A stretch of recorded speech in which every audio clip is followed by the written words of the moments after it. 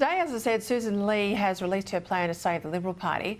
It includes smaller taxes, better schools and national security. Joining me now to discuss this and more, political contributor Chris Uhlmann. I welcome the focus, Chris, on national security. Clearly that was left way too late in the campaign, but with regards to better schools, she's got that there as a foundation piece. I make the point the Commonwealth doesn't run a single school, it doesn't hire a single principal or a teacher. So I presume this means she's willing to get into the culture fight that none of the rest of the Liberals have been to date. Good, if that's the case. Smaller taxes, she says. Well, I don't just want smaller taxes as a Liberal. I want lower taxes, not just smaller in number. I want lower taxes. But I think the real glaring omission here was energy. I mean, you often say energy is the economy. The economy is energy. How that is missing from her list staggers me. Yeah, Peter, and a lot of people are saying it now, but few people seem to understand it, because when we talk about net zero, which is the policy that they're fighting over at the moment, that's just not the electricity sector, right? The electricity sector is the easy part. That's 20% of the equation. The other 80% is how do we make concrete, steel, plastic and ammonia. That's 80% of all of our energy. It's essentially buried in everything around us. Fossil fuel is part of the modern world in which we live, and trying to get to net zero means basically trying to invent an enormous number of processes which are yet to be done at an industrial scale. So this is a massive project. Most of the world is not doing this. So the United States is not now doing this, and Russia's not doing it, and China's not doing it, and India's not doing it. That's 60% of the world's emission. So in the end, this thing will fall over all by itself.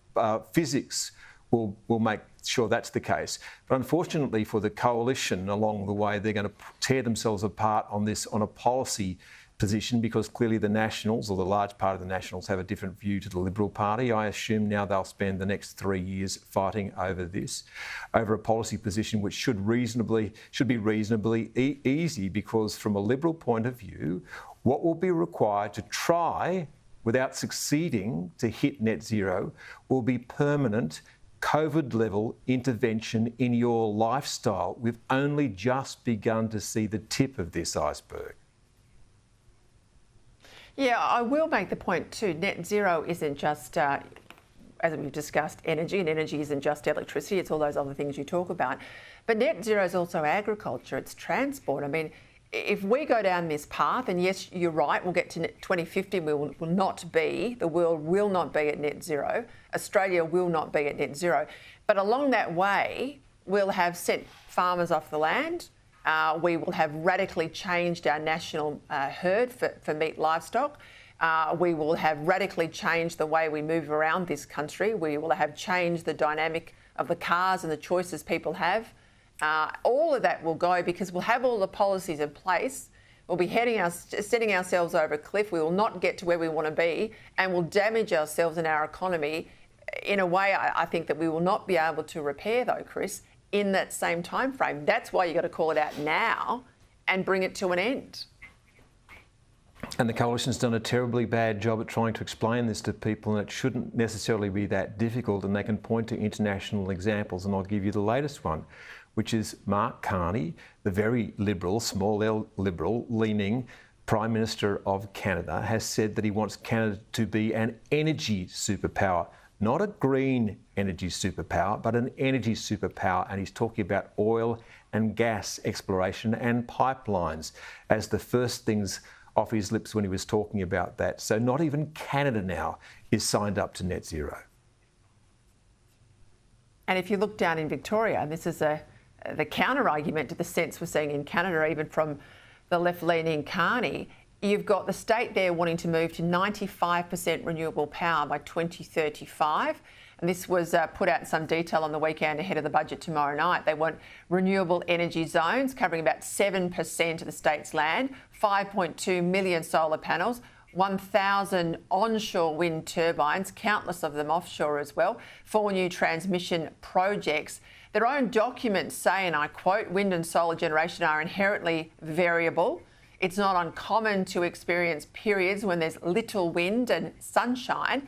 So if they know all of that, Chris, why are they persisting with the madness?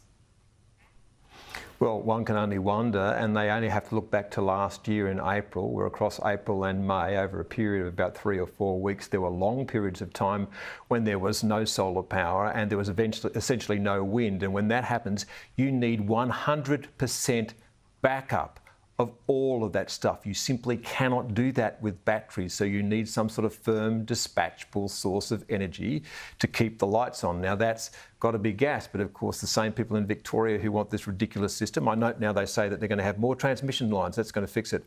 Well, guess what? The whole of Victoria was covered in that system last year. The whole of Victoria was down, so was South Australia and so was New South Wales. So where do they imagine the energy will come from? This is deliberate self-harm by the Victorian government, and if that's what the Victorian people and that's what the Australian people want, then we will have a real-world demonstration of what can go catastrophically wrong sometime in the near future. This is where, too, the Victorian Liberal Party, who'll face an election in November next year, can't hide and pretend that these issues are not on the agenda at a state level, because they will be absolutely germane to the election. They can't say it's just an issue for debate in Canberra.